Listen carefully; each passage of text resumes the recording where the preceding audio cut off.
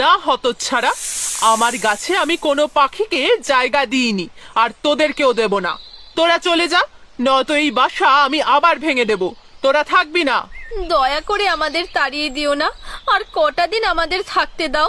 শিমুলতলির জঙ্গলে টুন্না আর টুনিয়া নামে দুটো পাখি বাস করত। 2-3 দিন এক টানা ঝড় বৃষ্টি হওয়াতে তাদের বাসা ভেঙে যায়। অনেক কষ্টে তারা ওই ভাঙা বাসাতেই দিন কাটায়। বৃষ্টি থেমে যাবার পরে টুনিয়া টুন্নাকে বলে, কি গো টুন্না, আমাদের বাসাটা তো পুরো ভেঙে গেছে। আসলে এই পিয়ারা গাছে বাসা করাটাই আমাদের ভুল হয়েছে। ঠিক বলেছ টুনিয়া, ভালো বড় গাছে বাসা বাঁধলে এমন ভেঙে যেত না। তোমার তো ডিম পাড়ার সময়ও হয়ে এসেছে। চলো আমরা সোনাঝুরির জঙ্গলে ওই যে বড় বট গাছটা আছে তাতে বাসা বানাবো। এরপরে টুন্না আর টুনিয়া সোনাঝুরি জঙ্গলে চলে যায়। তারা ওই বট গাছে বাসা তৈরি করে।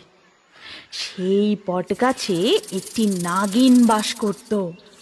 এই নাগিন দেখতে পায় যে তারা বাসা তৈরি করছে এবং খুব রেগে যায়, আর মনে মনে বলে, আচ্ছা, এই ব্যাপার। আমার এই গাছে যেখানে আমি থাকি সেখানে আর কেউ আসার সাহস পায় না। সেখানে তোরা বাসা তৈরি করে থাকবি? আমি তো তোদের থাকতে দেব না।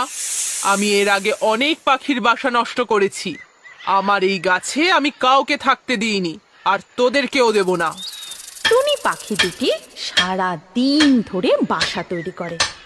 পরের দিন টুন্না বলে, যাক, তোমার তো ডিম পাড়ার সময়ও হয়ে এলো, আর আমাদের শক্তপোক্ত একটা বাসাও তৈরি হয়ে গেল। সত্যি, এত সুন্দর বাসাটা তৈরি হবে আমি নিজেই ভাবতে পারিনি।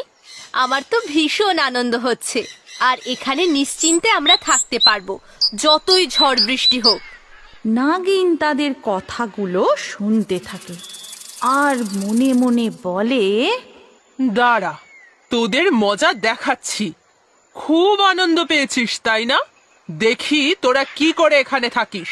আমি তো তোদের থাকতে দেবই না। বটগাছের চারিদিক অত্যন্ত সুন্দর পরিষ্কার ছিল। এরপর ওই টুনটুনি পাখি দুজন পটি করে। ওই জায়গাটা খুব নোংরা হয়ে যায়। পরের দিন সকালে নাগিন ওই নোংরা জায়গাটা দেখতে পায়। ছি ছি ছি ছি ছি ছি ছি, আমার এই সাধের বট গাছটা এরা এইভাবে নোংরা করে দিচ্ছে। ইস, চারিদিকের কি অবস্থা! সারা রাত এরা শুধু পটি করে নোংরা করে দিল। এরকম দিনের পর দিন চলতে থাকলে